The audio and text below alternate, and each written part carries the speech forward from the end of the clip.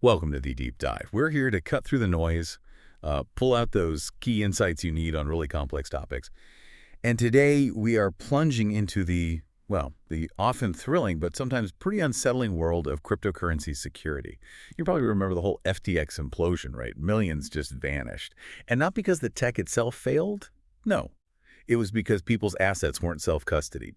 That's exactly the kind of fundamental issue, that vulnerability, we want to unpack today. Exactly. I mean, the crypto landscape, it offers just incredible innovation. It really does. But yeah, it definitely comes with its own unique set of risks.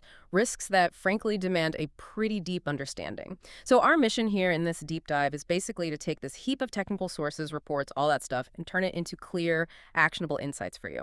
We're going to look at how digital assets are actually secured, what the risks really are, and the different layers of protection being used. Everything from, your personal wallet right up to industry-wide compliance. Yeah, think of this as your essential shortcut, your guide to navigating this digital frontier with a bit more confidence. Whether you're already deep in crypto, maybe just starting out, or even if you're just curious, getting a handle on these security layers. It isn't just smart, it's absolutely critical for your peace of mind, really. So let's get into it. Let's start with the threat landscape. What exactly is at stake here? Well, the scale it's just enormous. The crypto market has absolutely exploded. We're talking, recently valued over $3 trillion. Thousands of different cryptocurrencies out there. But this kind of rapid growth, well, unfortunately, it's also a magnet for malicious actors, a whole new breed of them. And the numbers, frankly, they're pretty alarming when you look at them. Just the first half of 2024 alone, over $1.1 billion in crypto lost to Web3 cyber incidents. And that's across 408 separate attacks? The average loss was maybe $2.9 million, but the median was $230,000. That really shows, doesn't it, how even quote-unquote smaller attacks can be devastating for individuals. Right. And what's really critical here, I think, is understanding how these losses actually happen. Where are the weak points? That CERTIC report gives a pretty fascinating breakdown. Phishing and private key compromises. Those two alone, nearly $1 billion in losses combined. Phishing, those scams trying to trick users, those 150 incidents costing almost $500 million. And private key compromises. Fewer incidents, maybe 42, but the total loss was even higher, over $400 million, just from keys getting into the wrong hands. So protecting that private key, yeah, it's just paramount, isn't it? But it sounds like a multi-front battle. It's not just those two things. We're also seeing pretty significant amounts lost to things like code vulnerabilities, right? And exit scams where projects just vanish with the money. Yeah, and price manipulation, access control problems. Yeah. It all adds up. And if you look at the bigger picture, the ecosystem, it's clear that, no blockchain is totally immune. Ethereum got hit the most often, 222 incidents, $315 million lost. But then just one single incident on the Bitcoin blockchain, that DMM Bitcoin hack, that cost a staggering $304 million, just one event. These aren't just abstract numbers, are they? These are real losses, real people's investments. It just hammers home why understanding these security mechanics we're about to dive into is so important. Okay, so given these frankly scary numbers, what's the fundamental first step? How does someone start securing their assets? It seems like it all begins with your digital wallet and, how you actually hold your crypto. Absolutely. At the very heart of all digital asset security, it's cryptographic private keys. Think of your private key like the ultimate digital signature, maybe. It's this unique string of characters. And combined with your public key, that's like your address where people send you crypto, lets you authorize transactions on the blockchain, the crucial thing to grasp, really, is this. You alone should control the private keys to your crypto assets. That means only you can actually authorize transactions, nobody else. Right, and that's why this idea of self-custody is so vital. It's exactly what could have stopped the losses in something like FTX, where the exchange held the keys, not the users themselves. So the key insight here with wallets, it's not just about choosing, say, hot versus cold. It's about making this fundamental shift, moving away from relying on third parties like banks, basically, and truly embracing self-ownership of your digital assets, which, okay, it puts the full burden of security on you, but it also gives you the full power of control. It's all on your shoulders. So let's talk about the different types then, hot, cold, and warm wallets. Yeah, so hot wallets, they're connected to the internet. The main advantage is speed, right? Good for frequent trading, but that convenience, it comes with higher risk. They're just more vulnerable to online attacks, hacks, malware, that sort of thing. Okay, makes sense. And on the other end, we have cold wallets. Right. Cold wallets for offline storage solutions. The key thing is your private keys are completely unreachable from the internet. air-gapped sometimes. So they offer much, much higher security. But the trade-off is speed. Processing a transaction, it might take, say, 24 to 48 hours because you often need to move the assets to a hot wallet first to actually send them. It's that offline storage, that cold storage that keeps your keys safe from online threats like hacking or, an exchange going bust. Like the FTX example again. If assets were in cold storage, users would still have them. Precisely. And then you mentioned warm wallets. That's kind of a middle ground, trying to balance things out. They aim for a hybrid approach. You get more speed than a pure cold wallet, but definitely better security than a hot wallet. Okay. But if you're really serious, especially about holding, significant amounts of crypto long-term, hardware wallets often come up, your personal bank in your pocket kind of thing. Yeah. What exactly are these? They're physical devices, right? Often look like a USB stick. Yeah, exactly. They're physical devices. And their evolution really started way back with early Bitcoin users who needed, direct control over their private keys, not leaving them on a computer. The real genius of hardware wallets is how they work. They generate and securely store your unique private key inside the actual device. And crucially, that key never leaves the device. So when you want to send crypto, the wallet signs the transaction offline, internally. It usually needs a PIN or a passphrase from you. Most have two-factor authentication now, too. Yeah. Plus, many have a little screen right on the device. It shows the transaction details, the amount, the address, so you can visually check everything before you approve it. That helps hugely against malware on your computer trying to trick you or sophisticated phishing scams. Okay, so for you, the listener, the practical benefits are pretty clear then. Enhanced security is the big one. Even if your computer's riddled with malware, your crypto's safe on the device. You get full ownership and control. Like you said, nothing happens unless you physically approve it on the device. Most support tons of different cryptocurrencies now, so you can manage various assets in one spot. And yeah, they're portable. Definitely. But like anything, they do have drawbacks. There's the initial cost, right? They're not free like software wallets. Can be, up to $200 or even more sometimes. They can also feel a bit more complex for total beginners to set up and use initially. And maybe the biggest risk is the device itself becoming a single point of failure if you lose it or it gets damaged. Right. You need that recovery phrase, don't you? That string of words you get when you set it up. Lose that and you could lose everything. Absolutely critical. You must keep that recovery phrase safe and secure, completely separate from the device itself. That's your only backup. Okay, so understanding those trade-offs is key when you're choosing. What should someone actually look for then when picking a hardware wallet? Good question. You need to look at the security features first and foremost. Things like, does it support multi-signature? Two-factor authentication? How strong is the encryption? Is the code open source so the community can scrutinize it? Obviously, ensuring you control the private keys is paramount. Check device compatibility with your computer or phone. And then there's something called the Evaluation Assurance Level, or EL rating. EL rating, tell me more about that. Yeah, think of it like a security report card for the chip inside the wallet. It's a standardized way to assess how rigorously it's been tested against attacks. A higher score, like EAL6 plus or EAL7 plus free, means it's undergone much more intense testing to resist sophisticated attacks. It gives you a clearer measure of its trustworthiness against, real-world threats. Not all wallets have this, but the top ones often do. Okay, good to know. Any examples of highly rated ones people might recognize? Sure. You have industry leaders like Ledger, their Nano S Plus, for instance, often cited with EL6 Plus art. Trezor Safe 3 is another big one, also EL6 Plus Plus, known for being open source. They both support thousands of cryptos. For, let's say, ultra-secure options, you've got things like the Engrave Zero. That boasts EL7 Plus certification, and it's completely air-gapped. Air-gapped, meaning totally disconnected. Totally disconnected from any network internet, Bluetooth, USB, nothing. Makes it virtually impossible to hack remotely. The Elipal Titan 2.0 is another air-gapped one. Uses QR codes for transactions instead of connections. Very secure, but maybe less convenient for frequent use. Fascinating. So these individual hardware wallets are really foundational for personal security. But the whole crypto ecosystem also relies on larger-scale ways of holding assets, right? Custody solutions. Let's shift gears and look at that landscape. Centralized versus decentralized options, primarily exchanges, I guess. Exactly. Centralized exchanges, or CEXs, they're the ones most people start with. Coinbase, Binance, Kraken, names like that. They're convenient, definitely easy to use, but, and this is a big but, they come with some pretty fundamental, steep risks. The biggest one, you don't control your private keys. The exchange does. You're trusting them entirely. Not your keys, not your coins, as the saying goes. Precisely. That lack of control is critical.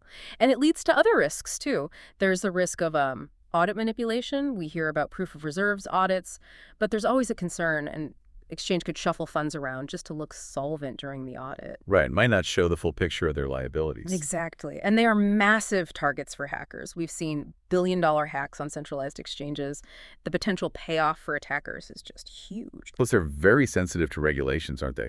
Governments can step in, freeze assets, change rules. Absolutely. They operate within traditional financial frameworks, so they're subject to those pressures. Now, decentralized exchanges, or DEXs, they offer a very different model. Think Uniswap, PancakeSwap. How does it change the game? Well, primarily, they offer users direct control. You trade directly from your own wallet, like your MetaMask or your hardware wallet. The DEX itself never holds your funds or your keys.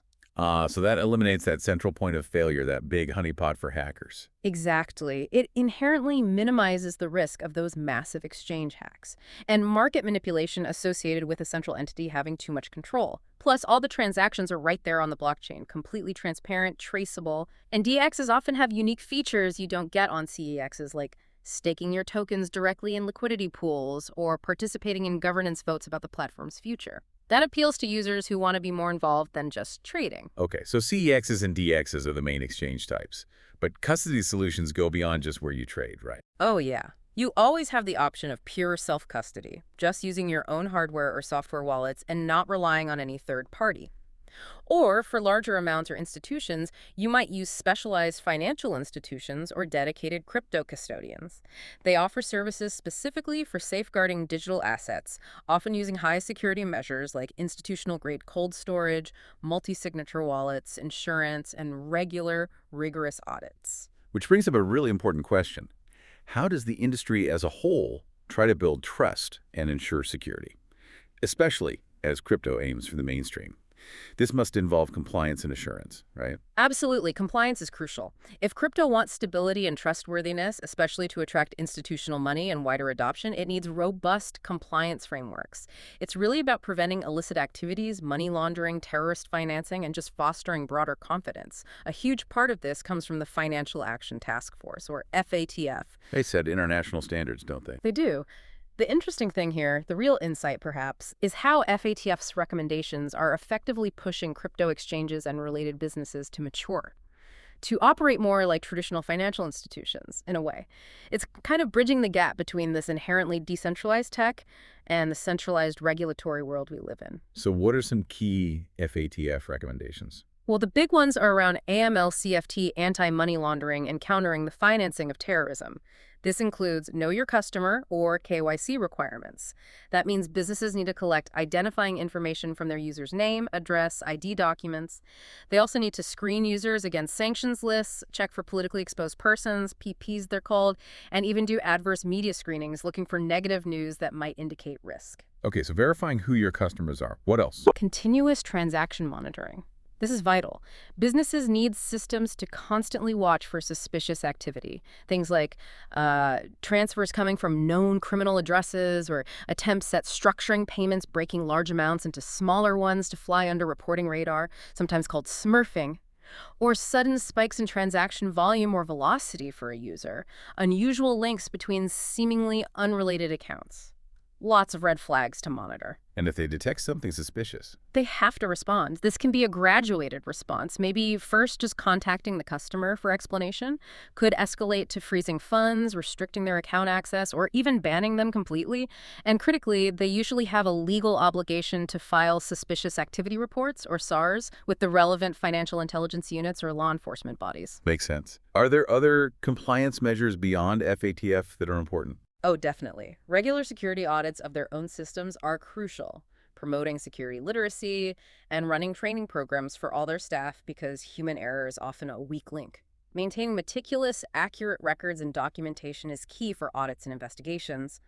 And things like IP blocking for prohibited jurisdictions, making sure users from sanctioned countries can't access the platform to mitigate sanctions risk. This ties nicely into the value of third-party audits, then. Getting that independent verification seems essential.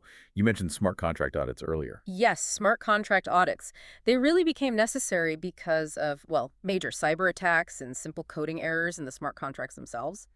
These contracts handle huge amounts of value automatically, so a bug can be catastrophic. The classic, painful example is the 2016 DAO attack on Ethereum. About $50 million worth of Ether was drained because of a vulnerability called a year entrancy attack. Basically, the attacker could trick the contract into letting them withdraw funds over and over again before the contract updated its balance. A proper audit might have caught that. So how is a smart contract audit different from, say, a regular financial audit? Very different. Financial audits look at a company's financial statements. Is the money accounted for correctly? Smart contract audits look at the code itself. They evaluate the security and the functionality of the underlying code and the infrastructure it runs on. Is it vulnerable to known attacks? Does it do what it's supposed to do? Can it be exploited? The process is usually collaborative between the auditors and the project team. It often uses a mix of automated scanning tools and deep manual review by expert security researchers. They find issues, categorize them by severity, like major, critical, minor, informational, and report them. The project team then tries to fix them, and the final report notes which issues were resolved. And these reports can be quite detailed, I imagine. Oh, yeah. Studies have looked at hundreds of these reports. The average length is around 17 pages, but some can be massive, like almost 300 pages. On average, they find maybe half a major issue and around 5 minor issues per audit. What's really interesting, though, is the market reaction. Research shows that when a project releases a positive smart contract audit report, its token price sees a statistically significant positive jump around plus 10% market-adjusted return in the couple of days after. Wow, so the market values this information. It really does. It suggests these audits work. They reduce information inflation, asymmetry, investors feel more confident knowing the code's been checked, and that helps capital markets function better in the crypto space. That's fascinating. But you mentioned nuance earlier. Right. The research also found diminishing returns. Doing a second or third audit on the same code, the positive market bump gets smaller. And even more telling, if a project had already suffered a cyber attack before getting an audit, the market reaction to the audit report afterwards was much lower, almost zero. So trust, once broken, is incredibly hard to win back, even with a clean audit later. Exactly. It seems that initial trust, or the loss of it, weighs very heavily. The audit helps, but it can't fully repair the damage if a major breach already happened. Okay. Besides smart contract audits, what other kinds of audits or standards are important? You mentioned proof of reserves. Yes, proof of reserves or POR audits. These are specifically for entities that hold customer funds, like centralized exchanges or custodians. The goal is to demonstrate, usually via cryptographic methods verified by an independent auditor, that the organization actually holds sufficient reserves to cover all its customer deposits. KuCoin's Trust project is a real-world example. They've done, I think, 32 POR audits now, verified by third parties like Hacken. It's meant to provide reassurance against insolvency. But it's important to remember, POR is usually a snapshot in time. It verifies assets at that moment, but doesn't guarantee ongoing solvency or protection against future hacks or mismanagement. It's one piece of the puzzle. Got it. And there was another standard you mentioned, CCSS. Right. The Cryptocurrency Securities Standard, CCSS. Think of this as a more formal, detailed checklist specifically for systems handling cryptocurrencies. It covers key security areas in depth. For instance, requirements for key and seed generation, ensuring they're truly random, confidential, unguessable using strong encryption. Also, detailed requirements for key storage, things like strong encryption at rest, physical security measures like locks and safes, geographical separation for backups so a fire or flood doesn't wipe everything out, using tamper-evident mechanisms. So very practical physical considerations, too. Definitely. And key usage protocols, mandating multi-factor authentication, ensuring operations happen only in trusted, secure environments. The standard also emphasizes the importance of those third-party security audits and penetration tests we talked about, and maintaining robust audit logs tracking who did what when, which is crucial for investigations if something does go wrong. And finally, you mentioned ISO 27001. That sounds more like a traditional corporate standard. It is, but it's highly relevant. ISO 27001 is the International Standard for Information Security Management Systems, or ISMS. It's not crypto-specific, but it provides a comprehensive framework for identifying, assessing, and controlling information risks across an entire organization. It covers everything from access control to business continuity to HR security. For a crypto company, achieving ISO 27001 certification is a strong signal to customers, partners, and regulators that they take information security seriously across the board. It enhances trust, can reduce legal risks, and definitely helps with regulatory compliance, like GDPR in Europe. It shows a mature approach to managing sensitive information. Okay. Wow. So we've covered a lot today in this deep dive into securing digital assets. And it's clear, isn't it? It's a really multifaceted challenge. It stretches all the way from, your personal hardware wallet, giving you that full ownership and control over your own keys, right up to these complex industry-wide compliance frameworks and third-party audits that are trying to build trust and resilience across the ecosystem. Security really is this constantly evolving journey, it seems, and maybe a shared responsibility, too, between individual users needing to be careful and the institutions building the infrastructure. That's a great way to put it. It is a shared responsibility. And as blockchain technology itself evolves with new protocols, new layers, new capabilities, the methods attackers use will evolve right alongside it. So staying ahead means continuous learning, doesn't it? Regular updates to security practices, constant adaptation to whatever the new challenges are. It never really stops. Which kind of leads us to a final thought for you, our listeners, to maybe mull over. How can you, now that you're more informed, stay ahead in this constantly shifting landscape? How do you best safeguard your own digital future? And looking even further out, what might the next evolution of digital asset security even look like, maybe as blockchain tech itself starts integrating new security ideas right into the core protocols? Food for thought.